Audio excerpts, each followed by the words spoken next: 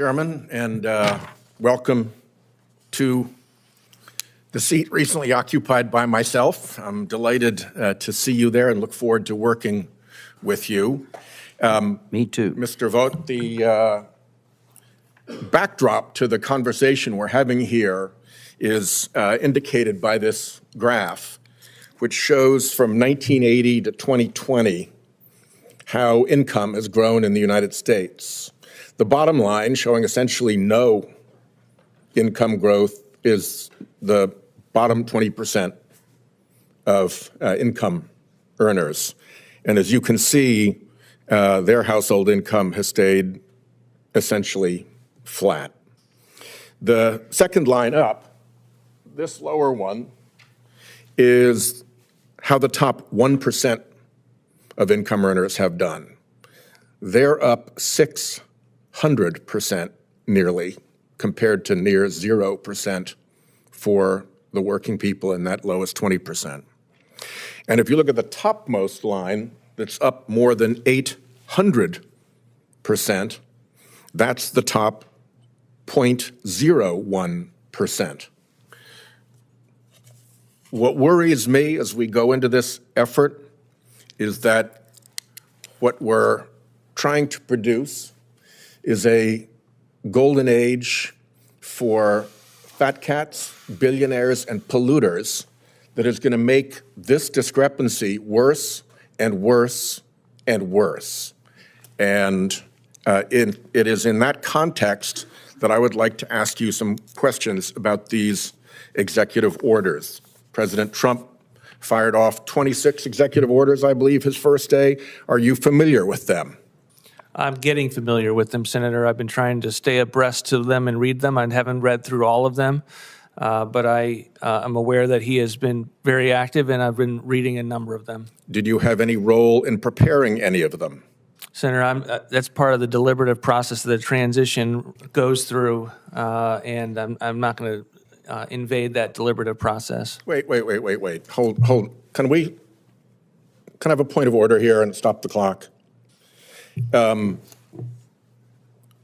was the chairman, you can put that down now, for a Congress in which we had, I think, over 40 hearings. And in those hearings, never once did I tell a Republican colleague what questions they could or could not ask. Those are kind of not my business. And we had some pretty out there questions, I will tell you. And we certainly never had a witness tell senators what questions they could and could not ask. So I guess I'm like, why can I not get an answer? Is there some new rule in this committee as to where these executive orders came from? That's perfectly, to me, legitimate congressional oversight. And over, this witness has told us what questions he will answer. But the oath he took was to tell the truth, the whole truth, and nothing but the truth in response to our questions. So if there's some new limitation about what question I can answer, I would like to understand that. If not, I'd like to have the chair tell the witness to answer my questions. Well, as I understand it, there's no attorney-client privilege here, right? Or you're not claiming an attorney-client? I'm not claiming a privilege, Senator. Okay, yeah, well, you're not part of the administration. Generally speaking, I guess the question is, did you advise on executive orders and which ones? Is that the question? Yeah. Can you kind of tell us that, please, if you could? Senator, I was not a member of the transition. I was not a member of the president's campaign. Do you have knowledge of where the executive orders were drafted? I don't have a comprehensive knowledge of where the executive orders were drafted. Do you have any knowledge of where the executive orders were drafted? Do you know, for instance, if some of them came out of language from the Center for Renewing America, or some of them came out of Project 2025, or some of them came out of the Heritage Institute, or some of them came out of the American Petroleum Institute? Do you know an answer to those questions? I can't imagine they came from Project 2025. The president disassociated himself repeatedly from that. But no, I Yeah, can't give you a not really. comprehensive answer with regard to where the executive orders were compiled. My assumption is that they were compiled within the transition. Well, we will see, because I think there's every reason to believe that they came from special interests and lobbyists, and we'll pursue that. Let me ask you about a letter that you wrote some time ago on Center for Renewing America letterhead to the Judicial Conference. I think it's the only letter that you ever wrote to the Judicial Conference. It was dated December 18th, 2023.